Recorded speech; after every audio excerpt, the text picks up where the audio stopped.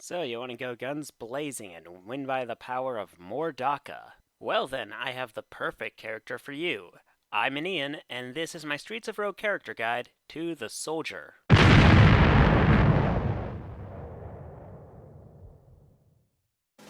Just like the previously covered Slum Dweller, the Soldier is a starting character in this game. Thus, you don't need to do anything to play him except own the game. His description reads, "The Soldier aspires to fight for the city. Unfortunately, there are no wars going on right now, so why not create one?" That's where the Resistance comes in.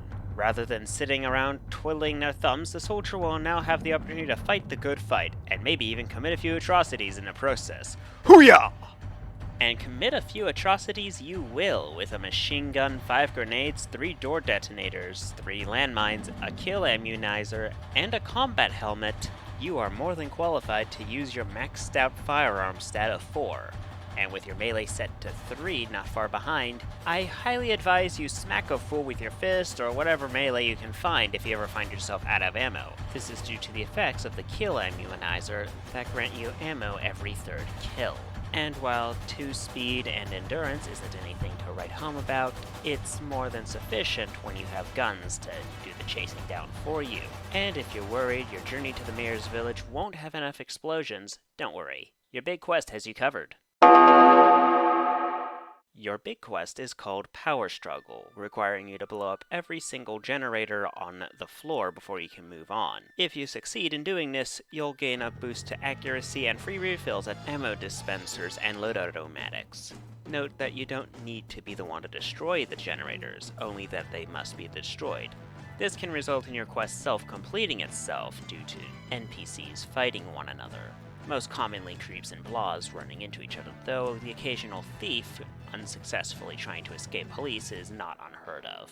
Some fun tactics I have found in my experience consist of shooting the generator through windows. If the generator is against a wall, you can actually throw a grenade at it and have it just blow up the generator along with said wall. EMP grenades also work here, and are actually preferable since they give you a few seconds to escape police, since there'll be a 10-second delay between the grenade going off and the generator blowing up, causing police who see you to get aggroed, giving you more than enough time to just get the hell out and dodge. You can also use a wrench to rig them to blow after 10 seconds, which can be useful if you're trying to take a sneaky approach, though given that you're choosing a character that starts with a machine gun and a stack of grenades, it's safe to assume that's not the approach you're going for here.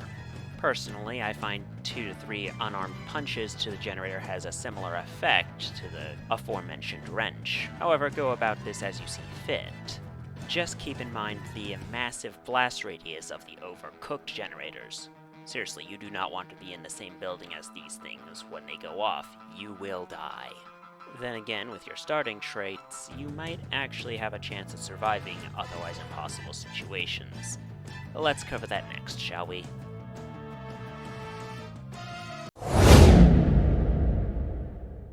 Your starting trait is Modern Warfarer. This makes your HP regenerate when you're below 20 health. It can also be upgraded to trigger at 40 health instead, and I advise doing so as soon as possible if you're able, through an augmentation booth, if not the level ups at each floor. This is especially true in multiplayer, since with this trait you'll always be able to revive a fallen teammate's ghost back to life by trading half of your current health. Normally, you would be unable to do this if you're at 10 HP or below. However, since you will always regenerate your health to the bare minimum to revive a teammate through paying half your current health, that means you can constantly revive said teammates. You also have a hidden trait within the game.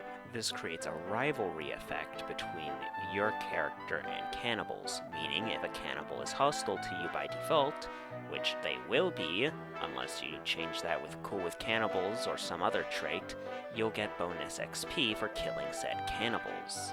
The fact that this is not tied to an actual trait makes it unique to other rivalries in the game, such as the Creeps and Blahs and Scientists and Gorillas. This also means it can't be swapped out at an augmentation booth. What you can acquire from augmentation booths, as well as level ups that I would recommend, consist of Blast Survivor and Blast Master, being great tools for you since you will no longer have to ask pesky questions like, is this wall made of metal, or am I in the blast radius? I also recommend Ammo Scavenger to help ensure you always have enough ammo to finish the job you started. Burning bullets is also useful since it can save you grenades down the road since you can just shoot a single bullet at a wall made of wood and burn a hole through it instead of wasting explosives on it. I advise against getting bigger bullets, however, since you'll no longer be able to shoot through windows reliably. All in all, however, I give the Soldier a Daka out of 10. If you want to go guns blazing, shooting first, asking questions never, you'll have a hard time finding a better character than Soldier. However, if you intend to take more diplomatic approaches, such as an election victory, you'll find yourself akin to a seamstress in a nudist colony, perfectly equipped for not the situation at hand. I'm Ian, and this has been my Streets of Rogue character guide to the Soldier. Hoo-yah!